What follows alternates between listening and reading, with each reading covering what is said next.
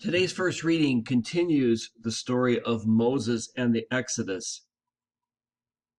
And in the reading today, we hear about the great liberation of the Hebrew people as they flee from Egypt, cross the Red Sea, and experience 40 years of wandering in the desert.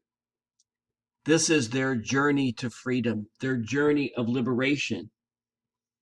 And during the time that they wandered in the wilderness, God cares for them. He sends them manna. He sends them quail. He sends them water when they need it. He leads them through a pillar of cloud by day and a pillar of fire by night. And the climax of their wandering occurs when God enters into a covenant with Moses and his chosen people. A covenant that binds the chosen people to God forever and irrevocably. Jesus is also depicted as a liberator, as one who freed people.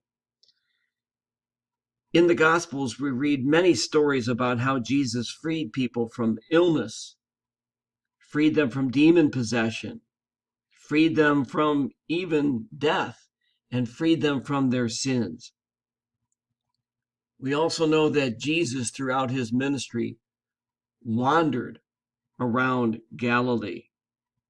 In fact, wandering was seen by Jesus as a sign of life in the reign of God, because when we wander, we are forced to place all of our hopes and all of our trust in God. And in Jesus' death and resurrection, there is another new covenant between God and humanity. And this new covenant is also irrevocable.